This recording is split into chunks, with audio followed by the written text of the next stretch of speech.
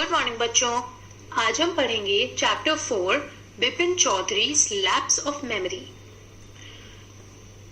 इस टाइटल से आपको क्या समझ में आ रहा है? इस शीर्षक से आप क्या समझते हैं? लैप्स ऑफ मेमोरी मतलब उनकी मेमोरी की एक भूल, ठीक है, उनकी मेमोरी में एक गड़बड़ जहां पर उनको याद ही नहीं है कि क्या हुआ। क्या आप आगे जानना चाहते हैं कि क्या हुआ? इससे पहले कि हम कहानी पे पहुंचे, मैं चाहती हूँ कि आपको बताऊं कि ये कहानी किसने लिखी है।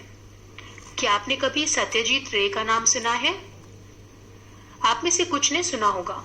सत्यजीत रे एक बहुत ही famous film maker, writer, illustrator और एक बहुत ही अच्छी पर्सनालिटी के इंसान थे। ठीक है, उन्होंने भारत देश के लिए, उनको भारत रत्न दिया गया था 1992 में, और उनको दुनिया का one of the best directors कहा जाता है। उन्होंने कुछ मूवीज बनाई थी जो आज तक के लिए एग्जेम्पलरी हैं, जैसी आज तक नहीं बनी। ठीक है, अगर आपको मौका मिले तो आप उनमें से कुछ मूवीज देखने की कोशिश कर सकते हैं। तो उन्होंने ही बच्चों के लिए और यंग अडल्ट्स, आपके जैसे लोगों के लिए कुछ कहानियां लिखी और कुछ किरदार बनाए। तो ये कहानी उनमें से एक है, Bipin Choudhury lapse of memory. तो पिछले चैप्टर्स की तरह ही जब हम ये चैप्टर पढ़ेंगे तो पेज पढ़ने से पहले हम जो कठिन शब्द साइड में दिए हुए हैं पहले उन्हें पढ़ेंगे। तो यहाँ पर लिखा हुआ है आइडल चैट। आइडल चैट मतलब बेकार, फिजूल की बातें करना। जैसे हमारे पास वक्त है तो हम कुछ भी बातें कर रहे हैं जिनका कोई पर्पस नहीं है। दूसरा शब्द है मीक। मीक मतलब कोई जो बहुत तेज ना हो, कोई सीधा भोला इंसान, क्वाइट, हम्बल। ठीक है, तो अब हम चैप्टर पढ़ना शुरू करेंगे। पहले एक पैराग्राफ दिया हुआ है, हम उसको पढ़ेंगे बिफोर यू रीड करके। Do you have a good memory? Has your memory ever played any tricks on you? Forgetfulness often puts you in a tight spot, but forgetting a part of your life completely may drive you crazy. In this story, Bipin Babu goes nearly crazy because he cannot recollect his stay at Ranchi. He has never been to Ranchi. He insists, though there are many witnesses to the contrary. What is the suspense all about? तो ये पूछते हैं writer, क्या आपकी memory अच्छी है या कभी आपके साथ ऐसा हुआ है कि आप कुछ भूल गए हों? फर्ज करिए कि हम अक्सर चीजें भूल जाया करें, तो हमारे लिए कितनी मुश्किल रहा करेगी अगर हम कुछ कहीं रखें और भूल जाएं। पर ये तो छोटी बातें हैं, पर इमेजिन करिए कि आप अपनी जिंदगी के एक हिस्से को ही भूल गए हो। आपकी जिंदगी के 4-5 दिन या 15-20 दिन आपको याद ही ना हो कि ऐसा हुआ है। तो यही हुआ बिपिन बाबू के साथ, जो कि उनको याद नहीं है कि वो रांची कब गए। पर बहुत सारी आई विटनेसेस हैं, बहुत सारे गवाह हैं जो उनको ये कहने को तैयार हैं कि अरे हम साथ में गए थे। तो ये बात उनको बहुत ज्यादा परेशान कर रही है कि मैं कैसे भूल सकता हूँ कि मैं कब रांची गया। तो ये सस्पेंस किस बारे में है, यही इस कहानी में है। तो ये बहुत ही इंटरेस्टिंग कहानी है, आप लोग को बहुत मजा आएगा। तो आप लोग ध्यान से पढ़िए और फिंगर ट्रैक करिए। Every Monday on his way back from work, Bipin Chaudhary would drop in at Kali Charan's in New Market to buy books. Crime stories, ghost stories and thrillers. He had to buy at least 5 at a time to last him through the week. He lived alone, was not a good mixer, had few friends and didn't like spending time in idle chat. Today at Kali Charan's, Bipin Babu had the feeling that someone was observing him from close quarters. He turned around and found himself looking at a round-faced, meek-looking man who now broke into a smile. I don't suppose you recognize me. Have we met before? Asked Bipin Babu. The man looked greatly surprised. We met every day for a whole week. I arranged for a car to take you to the Hudru Falls. तो हमारी कहानी शुरू होती है कि जो बिपिन बाबू हैं उनको पढ़ने का बहुत शौक है। तो हर हफ्ते, हर मंडे को, हर सोमवार को काम से वापस आते हुए बिपिन बाबू काली चरण की बुक शॉप में रुकते थे 5 किताबें खरीदने के लिए, ताकि वो हफ्ते भर पढ़ पाए। हर तरह की कहानियां, crime stories, ghost stories, thrillers. तो आज भी उन्होंने आज भी वो गए और उन्हें किताबें पढ़ने का शौक इसलिए भी था कि वो इस तरह के आदमी नहीं थे कि फालतू बातों में टाइम वेस्ट करें। तो जब वो आज गए वहां पर तो उनको लगा कि कोई उन्हें देख रहा है। जब उन्होंने पलट कर देखा तो एक हम्बल सा, मीक सा, भोला सा दिखने वाला आदमी खड़ा था। उन्हें उनके देखते ही वो उनको स्माइल करने लगा और बोलता है कि लग रहा है आपने मुझे पहचाना नहीं। तो विपिन बाबू ने कहा, क्या हम मिल चुके हैं? तो जो आदमी था वो तो बड़ा शौक लगने लगा, बड़ा सरप्राइज हुआ। उसने कहा, हम तो रोज मिलते थे, मैं गाड़ी अरेंज करके आपको हुड्रू फॉल्स तक ले जाता था। हुड्रू फॉल्स जो है वो रांची में है। अब हम अगले पेज पर आएंगे और फिर हम देखेंगे कि आगे क्या हुआ। उसने कहा 1958 में रांची में मेरा नाम परिमल घोष है। बिपिन बाबू ने कहा, Ranchi? Now Bipin Babu realized that it was not he but this man who was making a mistake. Bipin Babu had never been to Ranchi. He had been at the point of going several times but never made it. He smiled and said, "Do you know who I am?" The man raised his eyebrows, bit his tongue and said, "Do I know you? Who doesn't know Bipin Chaudhary?" Bipin Babu now turned towards the bookshelves and said, "Still you're making a mistake. One often does. I have never been to Ranchi." The man now laughed aloud. तो फिर क्या हुआ? बिपिन बाबू को लगा कि अच्छा, ये आदमी मुझे कोई और समझ रहा है, क्योंकि मैं तो कभी रांची गया ही नहीं हूँ। वो कई बार जाने वाले थे पर ऐसा कुछ चांस नहीं बना तो वो नहीं जा पाए। तो उन्होंने उस आदमी से पूछा, क्या तुम जानते हो मैं कौन हूँ? तो मैंने कहा, द मैन सेड, आपको कौन नहीं जानता, सभी जानते हैं कि आप बिपिन चौधरी हैं। तो बिपिन बाबू ने कहा कि सबसे गलतियां हो जाती हैं, बस बात यह है कि मैं तो कभी रांची गया ही नहीं हूं। तो वो जो आदमी था वो हंसने लगा। फिर आगे क्या हुआ? What are you saying, Mr. Chaudhary? You had a fall in Hudru and you cut your right knee. I brought you iodine. I had fixed up a car for you to go to Netherhart the next day, but you couldn't because of the pain in your knee. Can't you recall anything? Someone else you know was also in Ranchi at the time. Mr. Dinesh Mukherjee. You stayed in a bungalow. You said you didn't like hotel foods and would prefer to have your meals cooked by a bawarchi. Mr. Mukherjee stayed with his sister. You had a big argument about the moon landing, remember? I'll tell you more. You always carried a bag with your books in it on your sightseeing trips. Am I right or not? तो उस आदमी ने बोला कि अरे, आपको कैसे नहीं याद है? आपको याद नहीं कि आप वहां पे गिर गए थे, आपके घुटने में चोट लग गई थी, तो मैंने आपके लिए आयोडीन खरीदा था। और इस तरह की कई बातें उसने बताई। और उसने भी बताया कि आपके साथ आपके दोस्त दिनेश मुखर्जी रह रहे थे और आपको होटल का खाना पसंद नहीं था तो आप बावर्ची से खाना बनवा कर खाते थे। और इस तरह की कई बातें जो सिर्फ एक क्लोज इंसान को ही पता हो सकती हैं, वो उसने बताई। बिपिन बाबू ने कहा, किस महीने की बात कर रहे हैं आप? सन 1988 में। तो फिर उस आदमी ने कहा, October. No sir, said Bipin Babu. I spent the puja in 58 with a friend in Kanpur. You're making a mistake. Good day. But the man didn't go, nor did he stop talking. Very strange. One evening I had tea with you in a veranda of your bungalow. You spoke about your family. You said you had no children and that you had lost your wife 10 years ago. Your only brother had died insane, which is why you didn't want to visit the mental hospital in Ranchi. When Bipin Babu had paid for the books and was leaving the shop, the man was still looking at him in utter disbelief. Utter disbelief का मतलब हम देखेंगे right side पे। इसका मतलब है complete surprise. ठीक है, तो फिर हुआ क्या? बिपिन बाबू को लगा कि अरे, इसको तो इतनी सारी बातें पता है, हो सकता है मुझे ही याद ना हो। तो उन्होंने कहा कि आप किस महीने की बात कर रहे हैं उस साल में? तो उस आदमी ने कहा कि मैं तो अक्टूबर की बात कर रहा हूँ। तो उसने कहा, नहीं, उन्होंने कहा आपको गलती हुई है, क्योंकि उस साल अक्टूबर में मैं कानपुर में था अपने एक दोस्त के साथ। तो वो आदमी कहने लगा कि ऐसा तो नहीं हो सकता, आपको याद नहीं, हमने एक बार साथ में चाय पी थी, आप मुझे अपने परिवार के बारे में बता रहे थे, अपनी वाइफ के, बच्चे के, अपने भाई के बारे में। तो अब बिपिन बाबू परेशान हो गए कि ऐसा कैसे हो गया कि मुझे याद ही नहीं है कि मेरी लाइफ का वो हिस्सा कहाँ गया। उन्होंने जल्दी जल्दी किताबों के पैसे दिए और वो दुकान से निकल गए और वो आदमी उनको हैरानी भरी नजरों से देखता रहा। अब मैं जानना चाहती हूँ कि आपको कितना समझ में आया। तो मैं कुछ सवाल पूछूंगी, अगर आपको उनके जवाब आते हैं तो बहुत ही अच्छी बात है।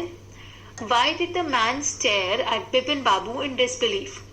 वो आदमी बिपिन बाबू को हैरत की नजरों से क्यों देख रहा था? दूसरा सवाल, Where did Bipin Babu say he went in October 58? October of 1958 में बिपिन बाबू ने क्या बोला कि वो कहाँ गए थे? तीसरा सवाल, Mention any 3 or more things that Parimal Ghosh knew about Bipin बाबू. परिमल घोष यानी कि जो आदमी था, उसको बिपिन बाबू के बारे में 3 से ज्यादा जो बातें पता थी वो आपको लिखनी है। अब हम आगे बढ़ते हैं, दूसरा हिस्सा शुरू हो गया है कहानी का। तो अब हम फिर से देखेंगे जो कठिन शब्द हैं। हेड रील्ड, जब हम कभी कहते हैं माई हेड रील्ड, इसका मतलब आप बिल्कुल कंफ्यूज हो चुके हो, इतनी सारी चीजें आपके दिमाग में चल रही हैं कि आप बिल्कुल कंफ्यूज हो चुके हो, उसको कहते हैं हेड रील होना। तो अब हम दूसरा हिस्सा शुरू कर रहे हैं कहानी का। Bipin बाबू's car was safely parked in Bertram Street by the Lighthouse Cinema. He told the driver as he got into the car, "Just drive by the Ganga, will you, Sitaram?" Driving up the Strand Road, Bipin Babu regretted having paid so much attention to the intruder. He had never been to Ranchi, no question about it. It was inconceivable that he should forget such an incident which took place only 6 or 7 years ago. He had an excellent memory, unless Bipin Babu's head reeled. तो अब जब वो दुकान से निकले, वो अपनी गाड़ी में जाकर बैठे और उन्होंने ड्राइवर से कहा कि भैया जरा गंगा की तरफ से ले लेना। और फिर वो सोचने लगे कि मुझे उस आदमी की बातों पर इतना ध्यान नहीं देना चाहिए था। मेरी मेमोरी तो बहुत अच्छी है, मेरी याददाश्त बहुत अच्छी है, और मुझे याद है कि मैं कभी रांची नहीं गया हूँ, कोई सवाल ही नहीं है इस बारे में। वरना ऐसे कैसे हो सकता है कि 6-7 साल पहले की बात मैं इस तरह भूल जाऊं? फिर उनको लगा, पर अगर मैं भूल गया हूं तो मुझे ये भी कैसे याद होगा? अब देखते हैं आगे क्या हुआ। पेज नंबर 62 पर हम हैं और हम पहले शब्द देखेंगे जो पेज के लेफ्ट साइड पर दिए हुए हैं। Losing his mind. Losing his mind का मतलब है पागल हो जाना, ठीक है। इंटिमेट, इंटिमेट मतलब होता है किसी इंसान की बहुत पर्सनल और प्राइवेट बातें या चीजें। ब्रेसिंग, ब्रेसिंग मतलब स्टिमुलेटिंग, ढांढस बंधाने वाली चीजें। अब हम पेज पढ़ेंगे कि अब बिपिन बाबू क्या सोच रहे हैं। Was he losing his mind? But how could that be? He was working daily in his office. It was a big firm and he was doing a responsible job. He wasn't aware of anything ever going seriously wrong. Only today he spoke for half an hour at an important meeting. And yet... अब बिपिन बाबू क्या सोच रहे हैं? क्या मेरा दिमाग खराब हो रहा है? पर ऐसा कैसे हो सकता है? मैं तो रोज ऑफिस में काम कर रहा हूँ, ये इतनी बड़ी फर्म है, अगर इस तरह का कुछ होता तो मुझे पता होता। आज ही मैंने आधे घंटे की मीटिंग करी है। पर उनको शक भी हो रहा है कि कहीं ऐसा है तो नहीं सच में।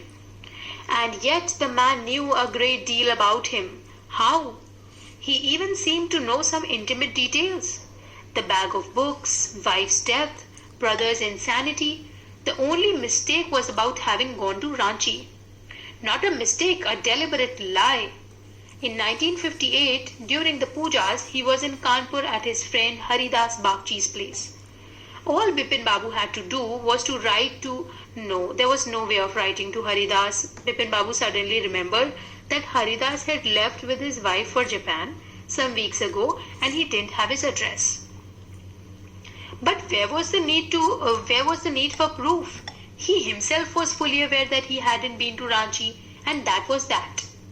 तो अब वो उनके दिमाग में चीजें चल रही हैं, वो सोचते हुए जा रहे हैं कि अगर मेरा दिमाग नहीं खराब हो रहा है तो उस आदमी, उस अनजान आदमी को मेरे बारे में इतनी पर्सनल डिटेल्स कैसे पता थी? मेरी किताबों का बैग, मेरी वाइफ की डेथ। पर उनको अच्छे से याद था कि 1958 के पूजा के वक्त वो कानपुर में अपने दोस्त हरिदास बागची के घर थे। उन्होंने सोचा कि क्यों ना मैं हरिदास को लिखकर पूछ लूं, पर उनको लगा कि मुझे क्यों सबूत की जरूरत है, मुझे तो पता ही है कि मैं कानपुर में था। और दूसरी बात, हरिदास अपनी वाइफ के साथ जापान चले गए हैं और उनके पास उनका एड्रेस नहीं है। ये सोचकर उन्होंने सोचा कि मुझे कोई जरूरत नहीं है किसी से कुछ पूछने की। अब आगे। The river breeze was bracing and yet a slight discomfort lingered in Bipin Babu's mind. Around Hastings, Bipin Babu decided to roll up his trousers and take a look at his right knee. There was the mark of an old inch-long cut. It was impossible to tell when the injury had occurred. अब नदी के पास से गुजरते हुए उन्हें अच्छा लगा और उन्होंने सोचा कि तब भी थोड़ा डिस्कम्फर्ट, वो सोचते रहे कि उस आदमी को इतना कुछ कैसे पता था। फिर हेस्टिंग्स नाम की एक जगह है कोलकाता में, वो वहां पहुंचे तो उन्होंने अपनी जो ट्राउजर्स, अपनी पैंट्स थी, उनको नीचे से उठाकर घुटना अपना देखा कि उस आदमी ने कहा था ना कि आपके चोट है, तो उन्होंने घुटना देखा तो वहां सच में चोट थी, एक पुराना कट था। लेकिन उनको ध्यान ही नहीं आ रहा था कि वो कट कब लगा। ठीक, अब हम आगे पढ़ेंगे, पेज नंबर 63 पर आ जाएं सब लोग। Had he never had a fall as a boy? Oh, sorry, पहले हम लोग words देखेंगे। Going nuts. Going nuts मतलब होता है going mad या crazy होना। Getting into people's hair मतलब interfering with other people। ठीक है, दूसरों की जिंदगी में इंटरफेयर करना, दखल अंदाजी करना। ठीक है, अब हम इस पेज को पढ़ेंगे। Had he never had a fall as a boy and cut his knee? He tried to recall such an incident but couldn't. Then Bipin Babu suddenly thought of Dinesh Mukherjee. The man had said that Dinesh was in Ranchi at the same time. मैं उम्मीद करके चल रही हूँ कि मैं जैसे पढ़ रही हूँ वैसे आप अपनी फिंगर से ट्रैक करते जा रहे हैं। The best thing surely would be to ask him. He lived quite near in Beninandan Street. What about going right now? But then, if he had really never been to Ranchi, what would Dinesh think if Bipin Babu asked for a confirmation?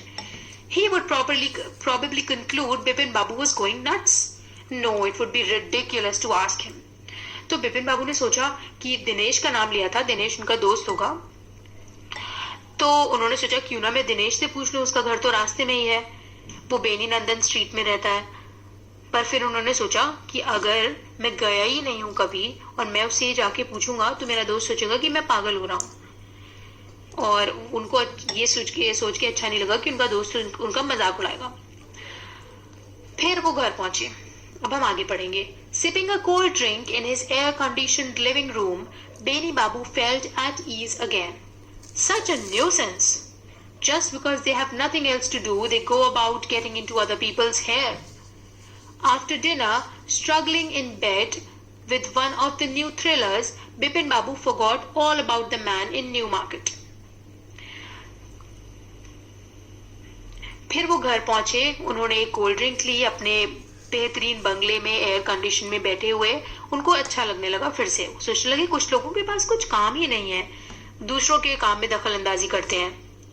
फिर रात हो गई और वो late गए और वो उस दिन के बारे में सब भूल गए। Next day in the office, Bipin Babu noticed that with every passing hour, the previous day's encounter was occupying more and more of his mind. If the man knew so much about Bipin Babu, how could he make such a mistake about the Ranchi trip? Just before lunch, Bipin Babu decided to ring up Dinesh Mukherjee. It was better to settle the question over the phone. At least the embarrassment on his face wouldn't show. तो अगले दिन लेकिन क्या हुआ, फिर से उनको लगने लगा कि अगर वो कभी रांची गए नहीं है तो इस आदमी को इनके बारे में इतना कुछ कैसे पता है। वो बहुत परेशान हो गए। तो लंच टाइम पे उन्होंने सोचा कि मैं दिनेश मुखर्जी को कॉल करके ही पूछ लेता हूँ, कॉल करने पे मुझे कम एम्बैरेसमेंट होगा, मुझे कम शर्मिंदगी होगी। तो उन्होंने नंबर डायल करा, दूसरी तरफ से आवाज आई हेलो। उन्होंने कहा कि आप दिनेश बोल रहे हैं, मैं बिपिन हूँ। तो उन्होंने कहा हाँ हाँ बताइए। उन्होंने कहा मैं एक इवेंट, एक इंसिडेंट के बारे में पूछना चाहता हूँ जो 1958 में हुआ था। तो उनके दोस्त ने कहा 58 में कौन सा इंसिडेंट बताना। तो उन्होंने कहा क्या तुम पूरे साल कलकत्ता में थे उस साल, बस मुझे वही जानना है पहले तो। तो उनके दोस्त ने कहा 58, रुको मैं डायरी में चेक करके बताता हूँ। 1 मिनट तक कोई आवाज नहीं हुई। बिपिन बाबू ने, उनको रियलाइज हुआ कि उनकी हार्ट बीट बहुत बढ़ गई है और उनको बहुत पसीना आ रहा है। फिर उनका दोस्त वापस आया फोन पर, उसने कहा हेलो। उन्होंने कहा हाँ। उन्होंने बोला कि मैं 2 बार उस साल बाहर गया हूँ। उन्होंने कहा अच्छा कहाँ?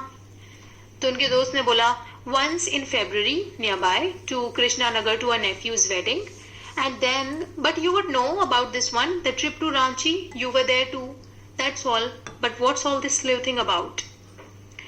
तो उनके दोस्त ने कहा कि हाँ 2 बार बाहर गया हूँ, एक बार तो यहीं कृष्णा नगर गया था घर की शादी में, और दूसरी बार तो तुम्हारे साथ ही गया था रांची। तुम ऐसे क्यों इन्वेस्टिगेट कर रहे हो, ऐसे क्यों तुम पूछताछ कर रहे हो? तो बिपिन बाबू से कुछ बोला नहीं गया। उन्होंने कहा no I just wanted to anyway thanks, और ये कहकर उन्होंने फोन काट दिया। बिपिन बाबू slammed the receiver down and gripped his head with his hands. He felt his head swimming. A chill seemed to spread over his body.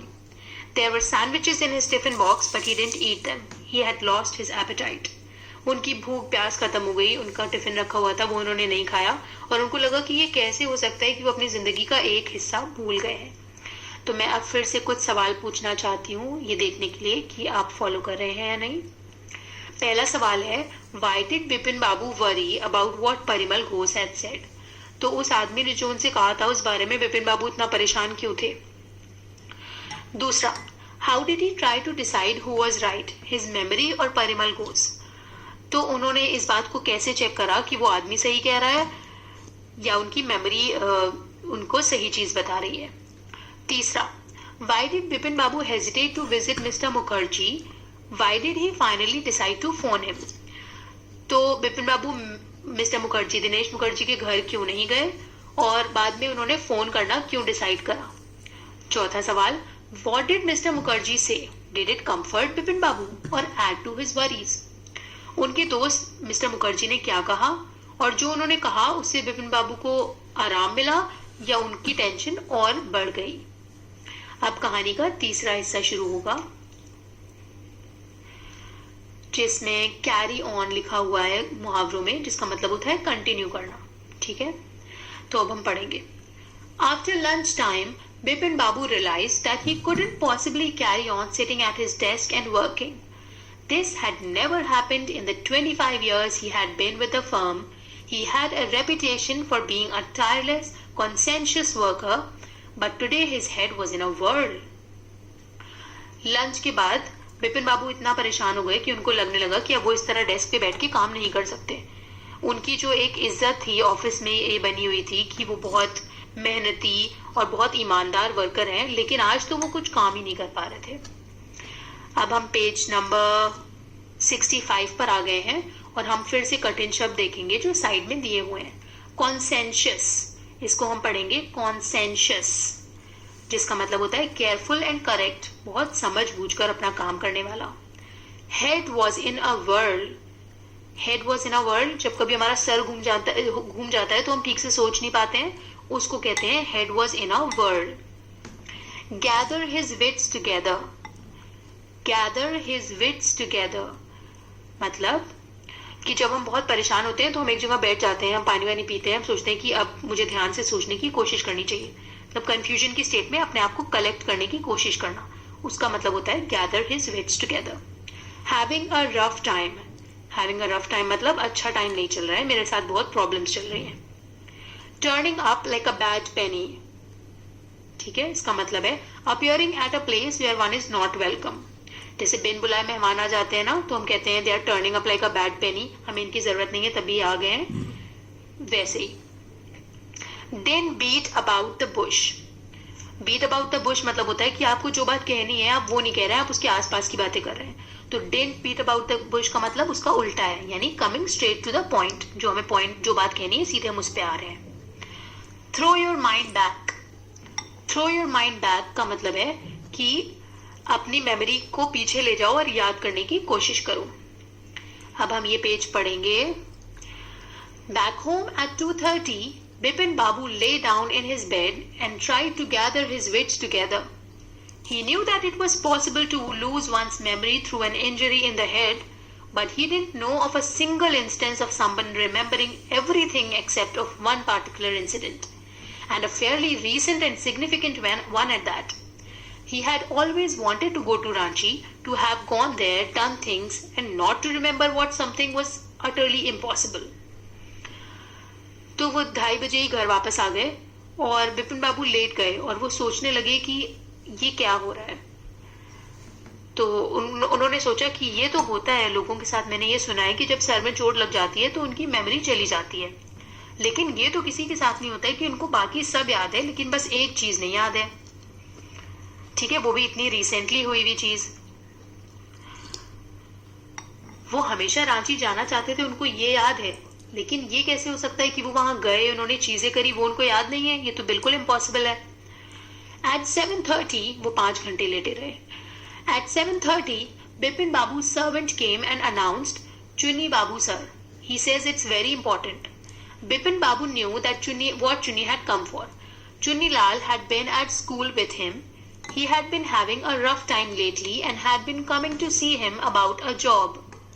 Bipin Babu knew it was not possible to do anything for him and in fact told him so. But Chunni kept on turning up like a bad penny.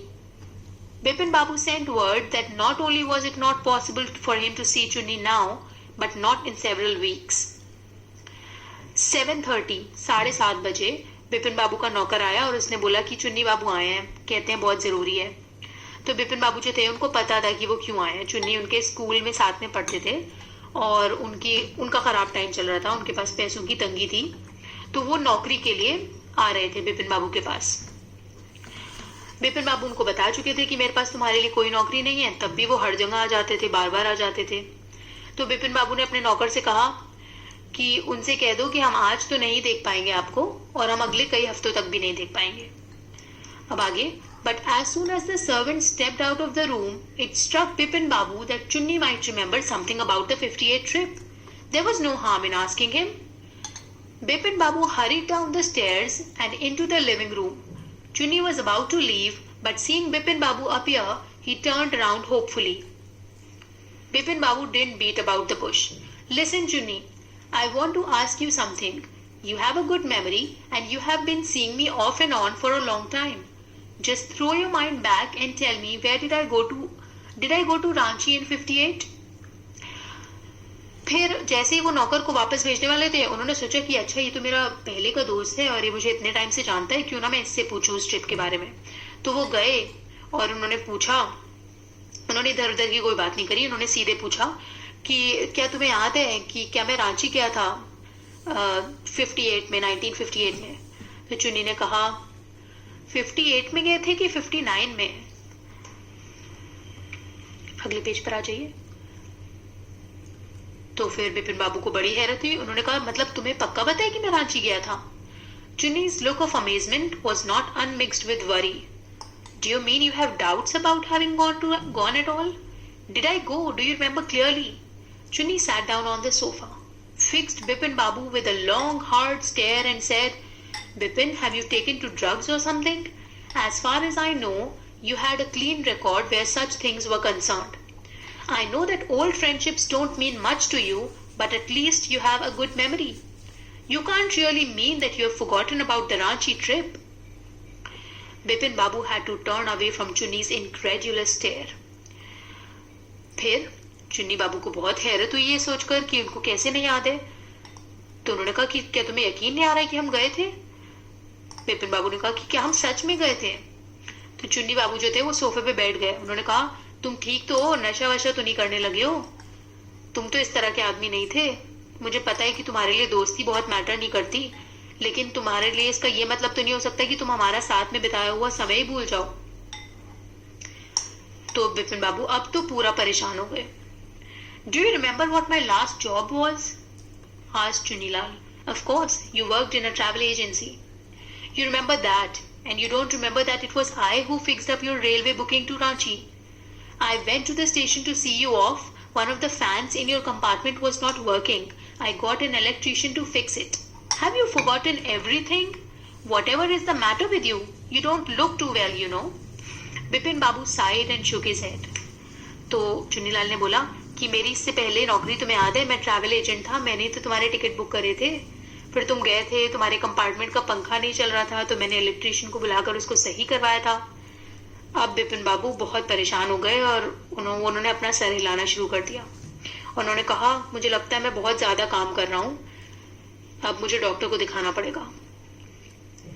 Doubtless it was Bipin's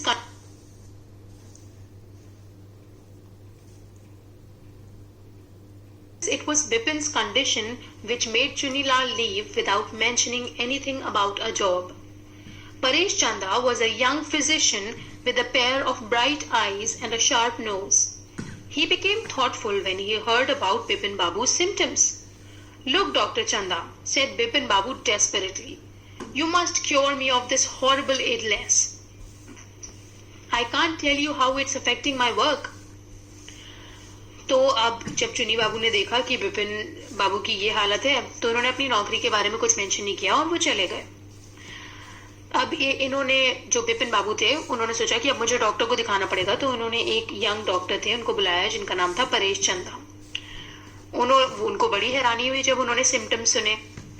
Bipin बाबू ने कहा कि doctor साहब, मेरी बीमारी ठीक कर दीजिए, इससे मेरा काम बहुत इफेक्ट हो रहा है। डॉक्टर चंदा shook his head। हम अगले पेज पर आ चुके हैं।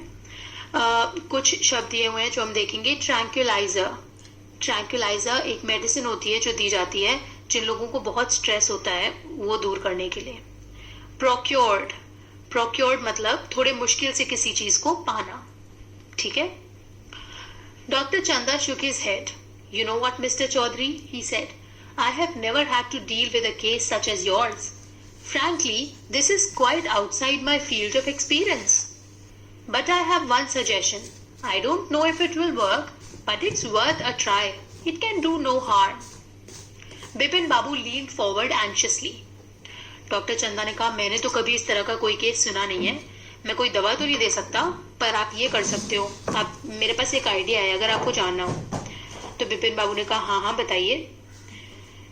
"As far as I can make out," said Dr. Chanda, I think you are of the same opinion. You must have been to Ranchi, but due to some unknown reason, the entire episode has slipped out of your mind.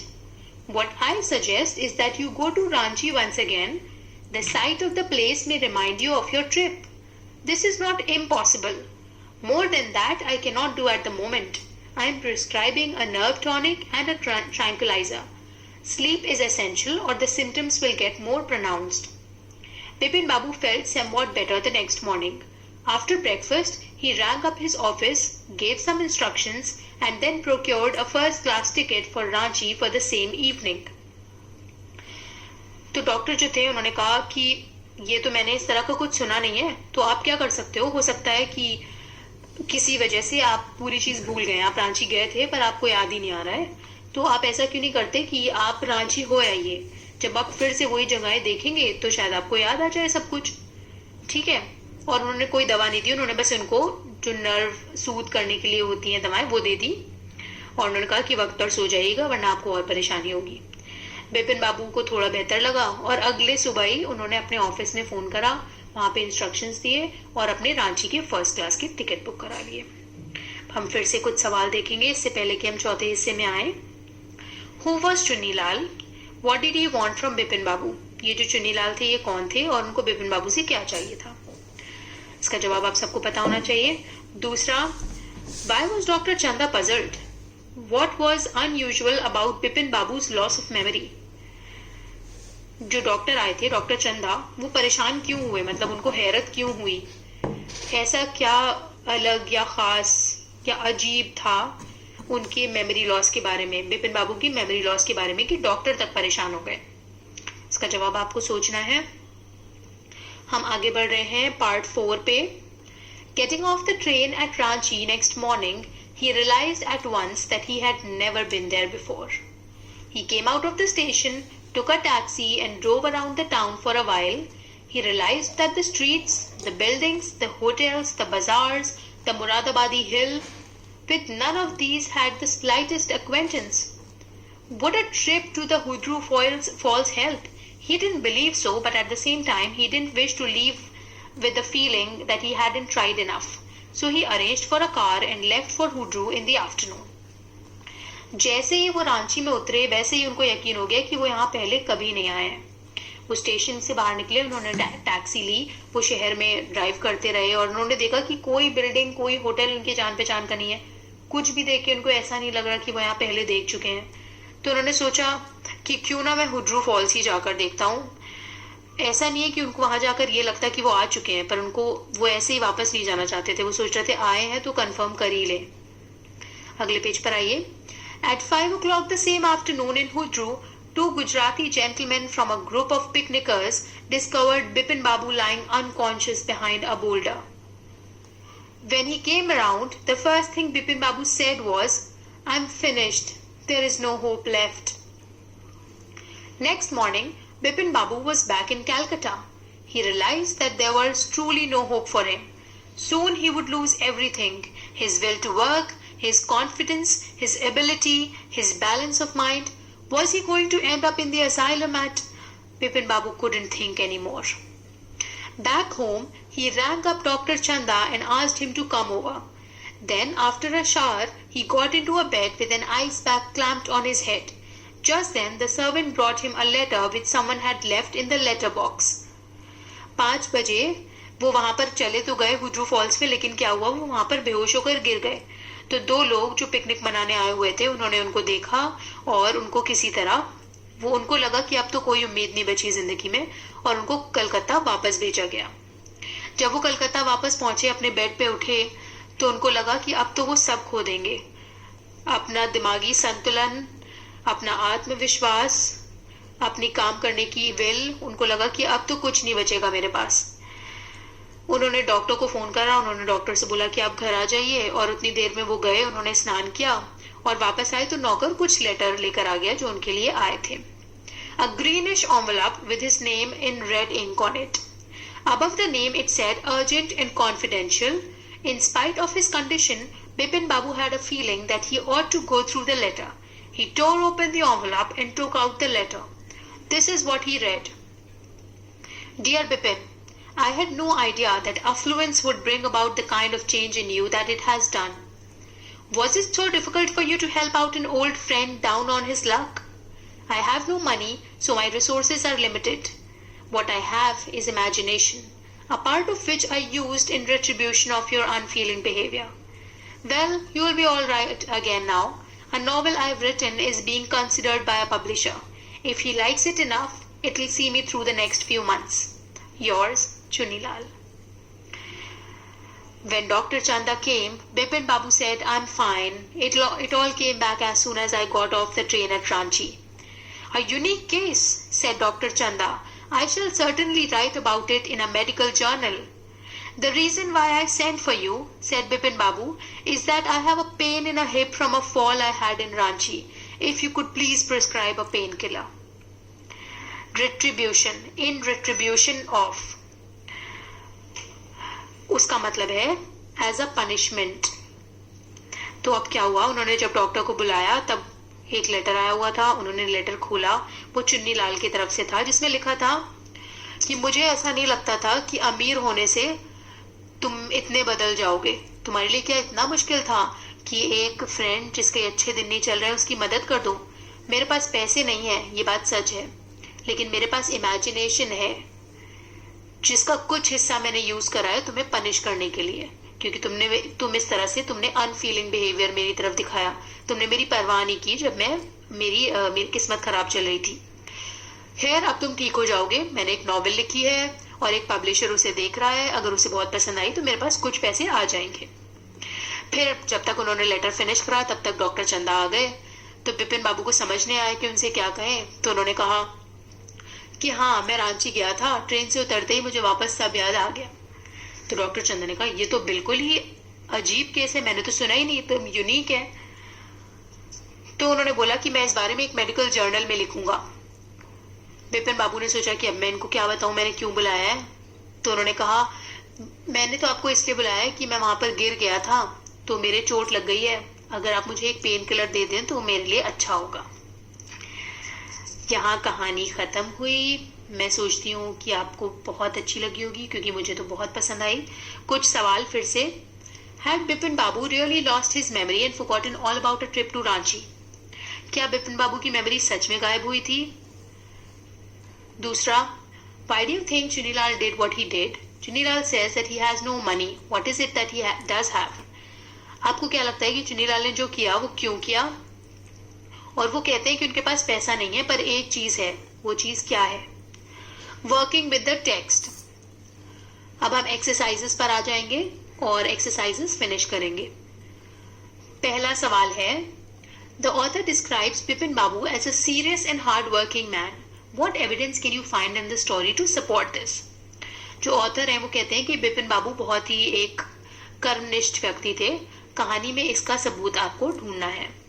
दूसरा सवाल, why did Bipin Babu change his mind about meeting Chunilal? What was the result of this meeting?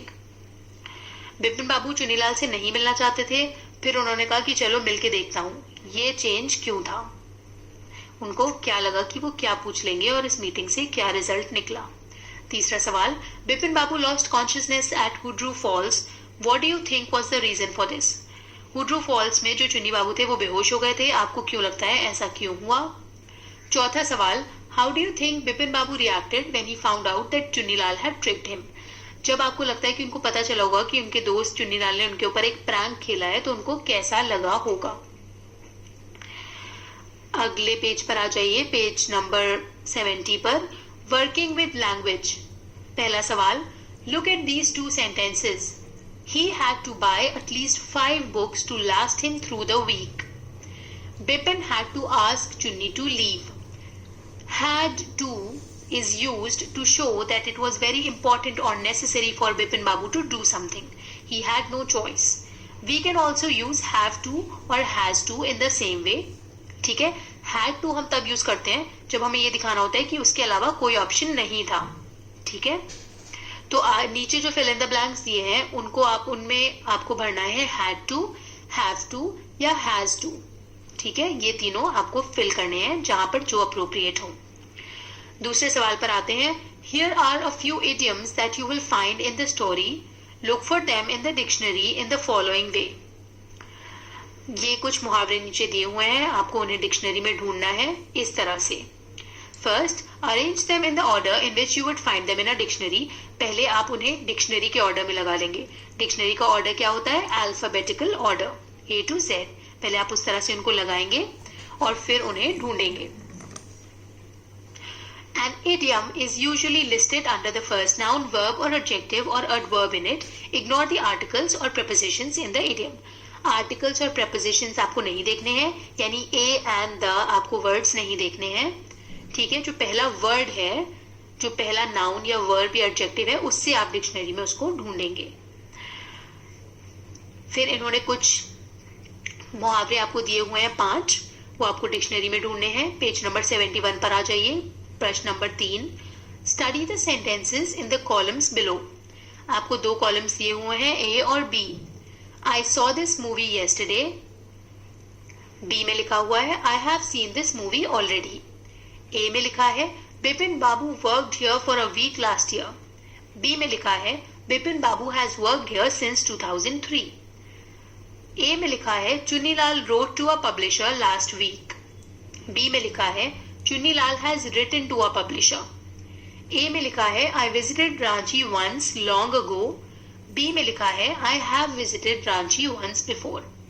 तो आपको इन दोनों sentences को compare करना है, खासकर उनके जो वर्ब फॉर्म्स हैं, और ये जो नीचे सवाल दिए हैं उसके बारे में उन्हें आंसर करना है। मैं पहला सवाल पढ़ दे रही हूं आपके लिए। Which column tells us that Bipin Babu is still working in the same place? किस कॉलम से, ए या बी से आपको पता चलता है कि बिपिन बाबू अभी भी वही काम करते हैं? ठीक है, ऐसे ही आप सारे सवाल पढ़ेंगे और इनके आंसर देंगे कि किस कॉलम में क्या बात कही गई है। प्रश्न 4, given below are jumbled sentences working in groups. आप ग्रुप्स में नहीं काम कर सकते, आप अकेले हैं तो आप अकेले ही करेंगे। Rearrange the words in the sentence to form correct sentences.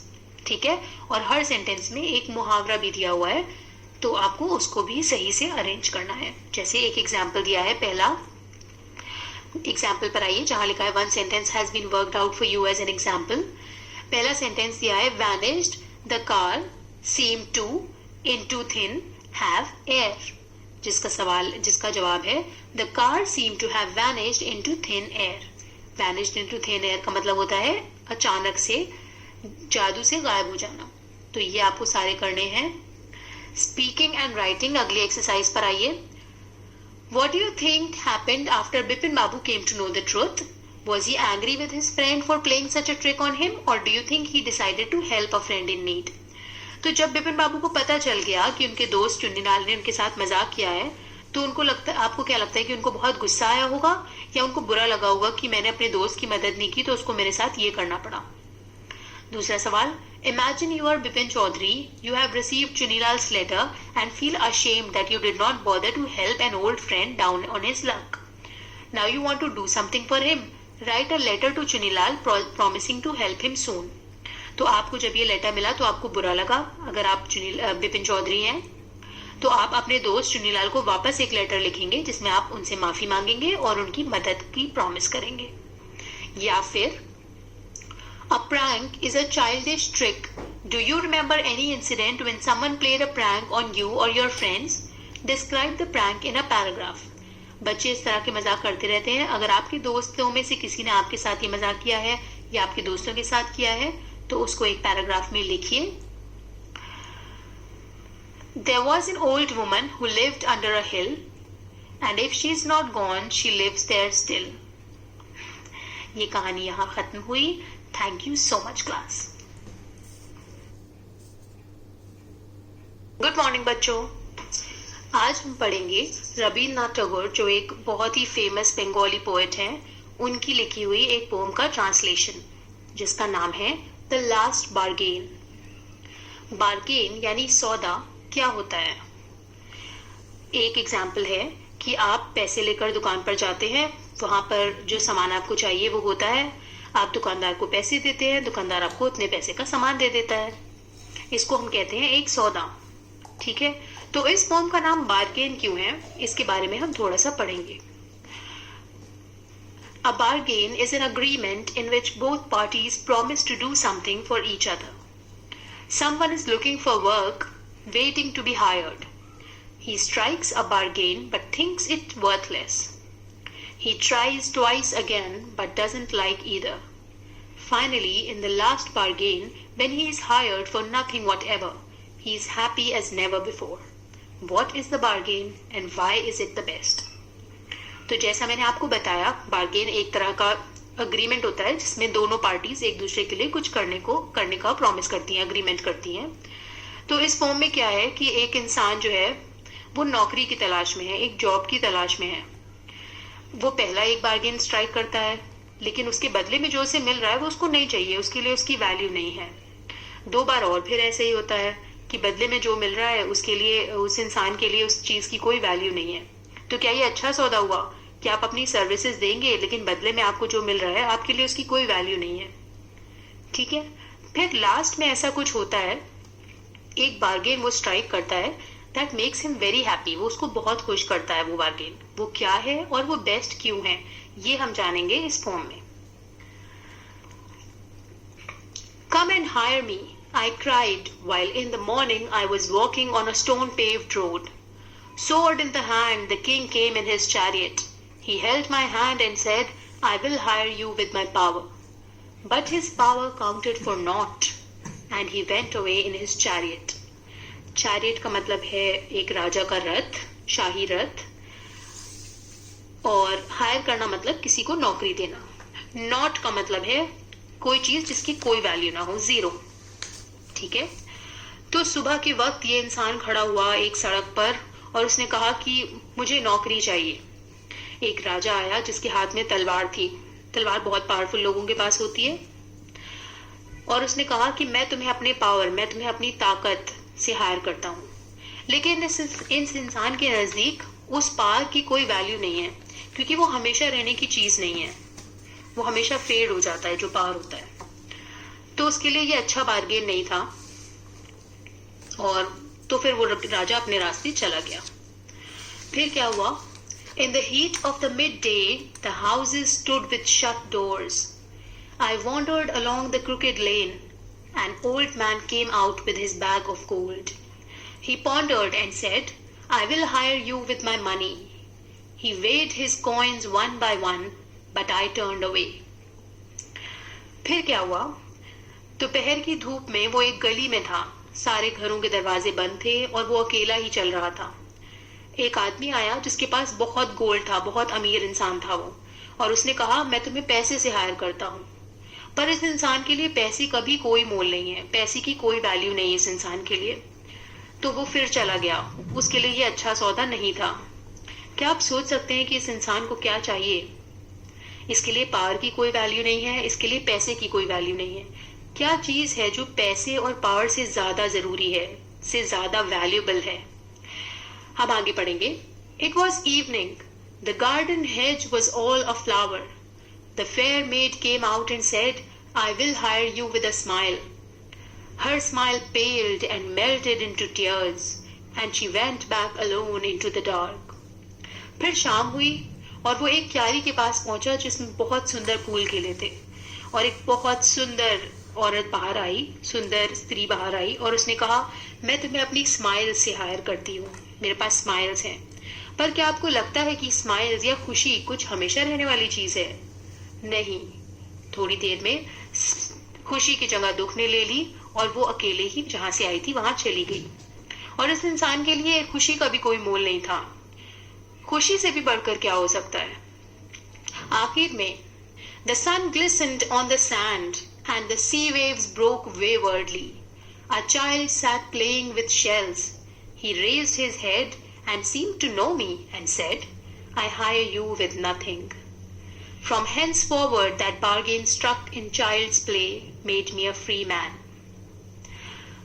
अंत में क्या हुआ कि एकदम शाम हो चली थी और समंदर के किनारे एक बच्चा बैठा शंखों से खेल रहा था। उसने अपना सर उठाया और ऐसे मुझे देखा जैसे वो मुझे जानता हो और कहा, मैं तुम्हें बिना किसी चीज के बदले हायर करता हूँ, मैं तुम्हें बिना किसी चीज के बदले रखता हूँ अपने पास, नौकरी देता हूँ। और वो नौकरी क्या थी? बच्चों का खेल। उसमें क्या था? एक फ्रीडम था, और उस फ्रीडम जो बच्चों के खेल की एक आजादी है, उसने उसे एक फ्री मैन बना दिया। तो क्या ऐसी चीज है बच्चों जो पावर, पैसे और खुशियों से भी ज्यादा जरूरी है? वो चीज है आजादी। तो ये हमें इस पोम में बताया गया है। ठीक है, इसके मेन थीम्स जो है वो है फ्रीडम और चाइल्ड्स प्ले। एक बच्चे के खेल में जैसा आप देखते हैं कि कुछ नहीं होता, बच्चे जब खेलते हैं तो वो पूरी तरह से उसी में तल्लीन होते हैं और उसमें कंप्लीटली खुश होते हैं। वो अपनी छोटी छोटी चीजों से खेलते हैं और उन्हें कुछ बहुत पैसा नहीं चाहिए, बहुत पावर नहीं चाहिए, उन्हें हमेशा रहने की खुशी नहीं चाहिए, है ना?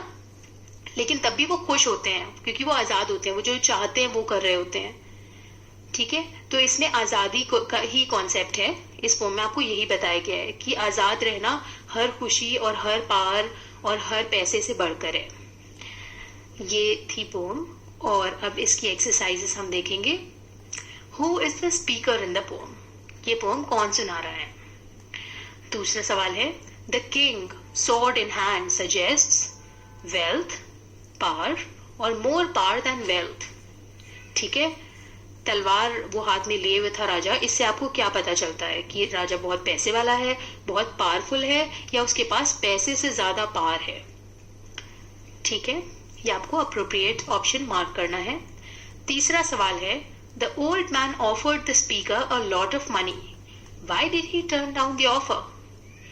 जो ओल्ड मैन था उसने बहुत पैसा ऑफर करा उस आदमी को, लेकिन उस आदमी ने पैसे को टर्न डाउन क्यों कर दिया? उसने क्यों कहा कि मुझे पैसा नहीं चाहिए?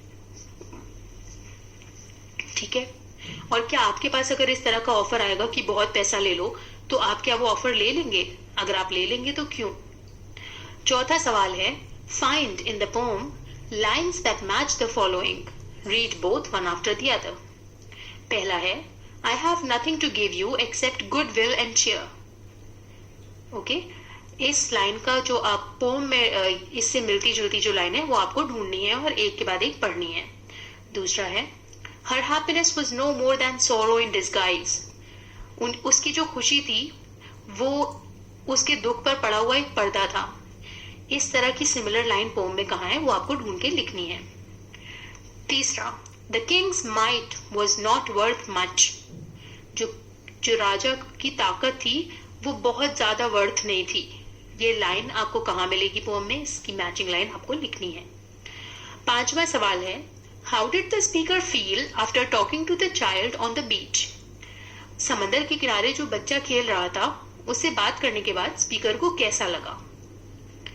ये 5 हमारे सवाल हैं और ये हमारी छोटी सी पोम थी।